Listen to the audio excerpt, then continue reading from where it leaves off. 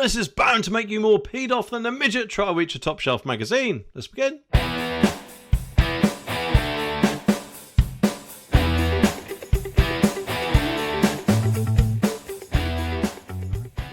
Well, it seems, doesn't it, it's another day, another Labour balls up. So just what's going on this time? Well, can you remember that Rwanda scheme that Keir Starmer absolutely hated and said, oh, no, that will not work during the election campaign? Obviously, we've heard in the meantime, haven't we, that from what I'm aware, the EU and a few other countries are now considering similar such schemes. But Keir Starmer, as far as I'm aware, is still dead against such a scheme. And it makes me wonder why. Surely, at least some deterrent is better than none. And yes, I know a lot of Labour voters will say in the comments, oh really, well he's launching a security border force commando, I hate the smug one. Yeah, okay, he's doing that, but not going too well, is it? So what's going on then? Well, it seems he's gone and done another one of his world famous U-turns. And I say that because, according to this article, it says Starmer is poised to grant asylum to more than, wait for this, 60,000 people after scrapping the Rwanda scheme. Well, I don't know if it's just me, but I think he's got this deterrent a little bit wrong. I mean, admittedly, yes, that is kind of getting the numbers down, but only surely by letting him into the country rather than turning around and saying, hang on a minute, what right do you have to be here? You've come from a safe country of France. Can I see your documents, please? No?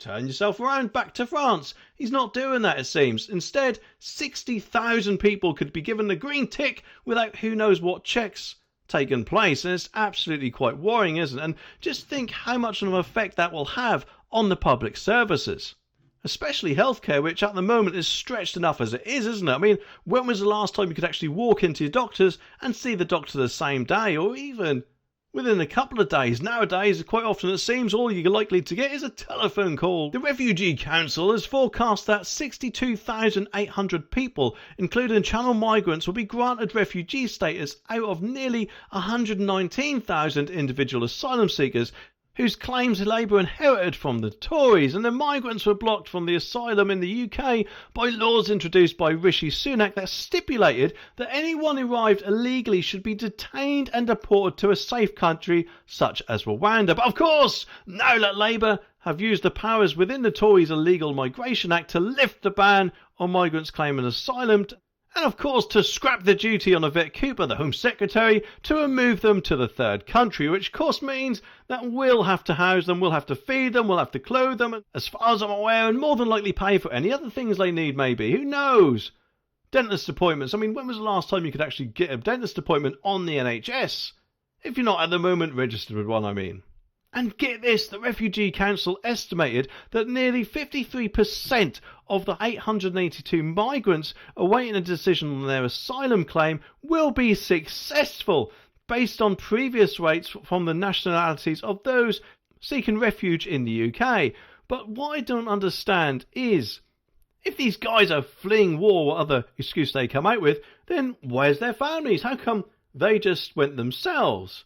And of course, you know, if you are fleeing war, then surely you'd just be happy to be in any safe country which isn't at war, rather than going through who knows how many to arrive here. It makes me just wonder why that is. Could it be anything to do with the word benefits? I'm guessing probably so. And so, you know, don't get me wrong.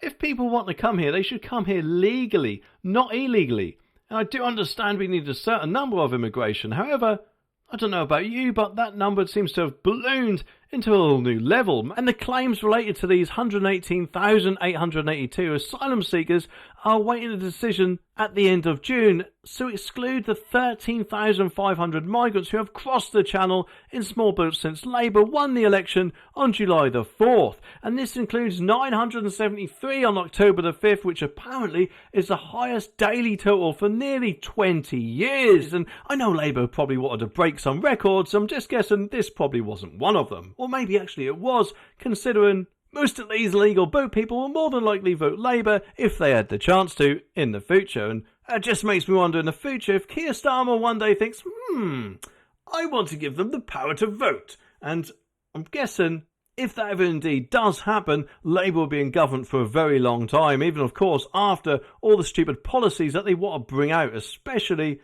within the next 5 years that they are in at the moment. Although hopefully a lot of MPs in the House of Commons will more than likely stop that from happening before it even starts. And get this, Ursula von der Leyen, the President of the European Commission, announced this week that the EU was to consider setting up a Rwanda-style deportation camp outside of the bloc to which failed asylum seekers could be sent, which I'm guessing that if the EU now thinks that the Rwanda plan might have a chance of working, how soon will it actually be before Keir Starmer will think, oh, we'll copy that because we're copying it from the EU, not from the Tories. But just what have the government said about it then? Well, a Home Office source said that Labour has inherited a record asylum backlog with a chaotic landscape of expensive hotel contracts that had taken quick action to clear it by restarting asylum processing. Which, I don't know about you, but I haven't heard any stories about loads of people going back to the safe country of France at all, have you, eh?